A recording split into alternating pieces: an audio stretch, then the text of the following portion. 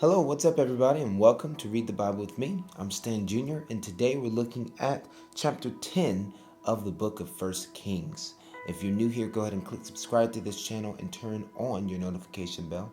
If you're a Bible Club member, good to see you.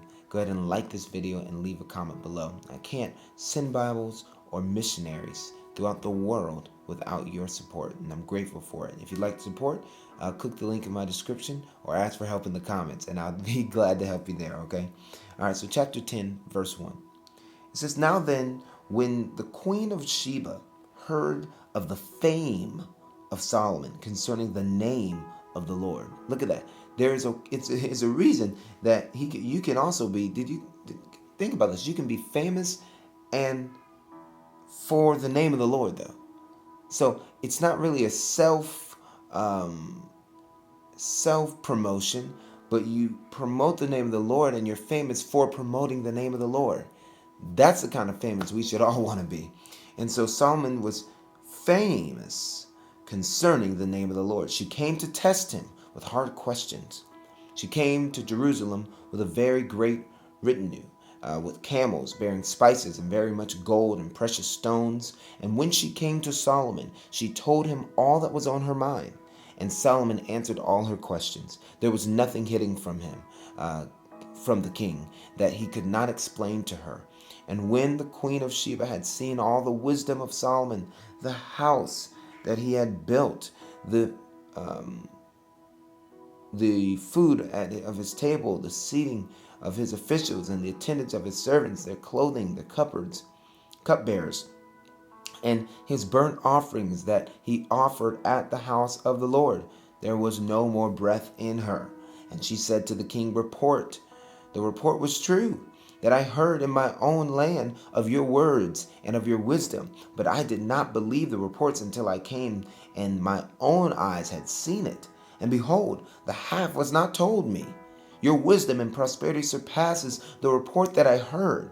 Happy are your men, happy are your servants who continually stand before you and hear your wisdom. Blessed be the Lord your God, who has delighted in you and set you on the throne of Israel, because the Lord loved Israel forever. He has made you king, and that you may execute justice and righteousness. Then she gave the king 120 talents of gold and a very great quantity of spices and precious stones. Never again came such an abundance of spices as these that the queen of Sheba gave to Solomon. Moreover, the fleet of Hiram, which brought gold from Ophir, brought from Ophir a very great amount of almug wood and precious stones. And the king made of the almug wood supports for the house of the Lord and for the king's house. Also lyres and harps for the singers. No such almug wood has come or been seen to this day. And King Solomon gave to the queen of Sheba all that she desired, whatever she asked, besides what was given her by the bounty of King Solomon. So she turned and went back to her own land with her servants. Now the weight of gold that came to Solomon in 1 year was 666 talents of gold, besides that which came from the explorers, and from the business of the merchants, and from all the kings of the west, and from the governors of the land. King Solomon made 200 large shields of beaten gold. 600 shekels of gold went into each shield, and he made 300 shields of beaten gold. 3 minas of gold went into each shield, and the king put them in the house of the forest of Lebanon. The king also made a great ivory throne and overlaid it with the finest gold. The throne had 6 steps, and at the back of the throne was a calf's head, and on each side of the seat were armrests of 2 lions standing beside the armrests, while 12 lions stood there, one on each end of the step, and on the 6 steps. The like of it was never made in any kingdom. All King Solomon's drinking vessels were gold, and of all the vessels of the house of the forest of Lebanon were of pure gold. None were of silver. Silver was not considered as anything in the days of Solomon. For the king had a fleet of ships of Tarshish at sea with the fleet of Hiram. Once every 3 years of the fleet of ships of Tarshish used to come, bringing gold, silver, ivory, apes, and peacocks. Thus King Solomon excelled all the kings of the earth in riches and in wisdom. And the whole earth sought the presence of Solomon to hear his wisdom, which God had put into his mind. Every one of them brought his present, articles of silver and gold, garments, myrrh, spices, horses, and mules, so much year by year. And Solomon gathered together chariots of horsemen.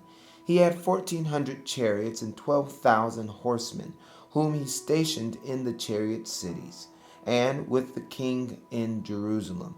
And the king was made silver as common in Jerusalem as stone. And he made cedar as plentiful as the sycamore of the Shephelah. And Solomon's import of horses was from Egypt and Cu, and the king's traders received them from Cu at a price. A chariot could be imported from Egypt for 600 shekels of silver, and a horse for 150, and sold through the king's traders. They were exported to all the kings of the Hittites and the kings of Syria. This was chapter 10 of 1 Kings. I'm so grateful and thankful that you've decided to read your word every single day. Next time I see you, we'll be reading chapter 11 of the book of 1 Kings. God bless you. Peace.